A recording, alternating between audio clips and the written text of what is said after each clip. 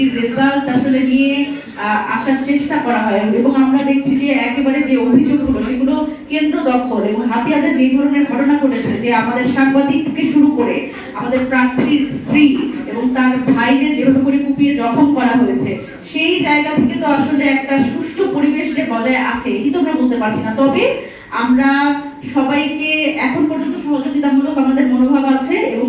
নির্বাচন প্রক্রিয়া সম্পন্ন হওয়া পর্যন্ত আমরা সহযোগিতা করব এবং এই জায়গা থেকে আমরা বলছি যে এখন পর্যন্ত সময় আছে, যে অভিযোগগুলো উঠেছে সেগুলো ইলেকশন কমিশন এবং পুলিশ এবং প্রশাসন তারা যদি আন্তরিক হয় তাহলে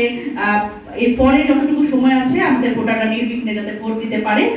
এই জায়গাতে আমাদের সতর্ক দৃষ্টি আছে। সুতরাং সেই জায়গা থেকে তো আমরা অবশ্যই সহযোগিতামূলক মনোভাব আমাদের আছে, কিন্তু এটি যদি আসলে কেন্দ্র দখলের পর্যায়ে যেভাবে করে আমরা বিভিন্ন জায়গায় খবর পাচ্ছি এটি যদি কন্টিনিউ করা হয় তাহলে তো অবশ্যই সেই মানে ভোট রিগিং এর যে ফলাফল সেটি তো আসলে আনএক্সেপ্টেবল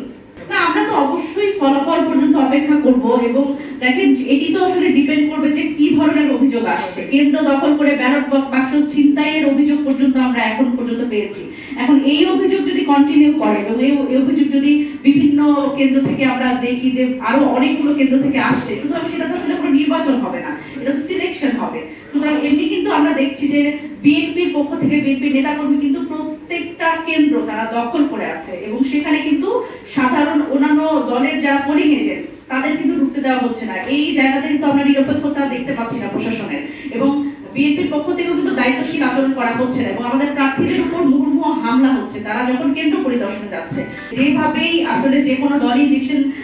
ইঞ্জিনিয়ারিং করতে চান, আপনারা এখন পর্যন্ত যেভাবে করে সকলকে সহযোগিতা করছেন, ভোট কেন্দ্রে আসছেন এবং ভোট দিচ্ছেন, আমি আশা করবো যতক্ষণ পর্যন্ত ভোট চলবে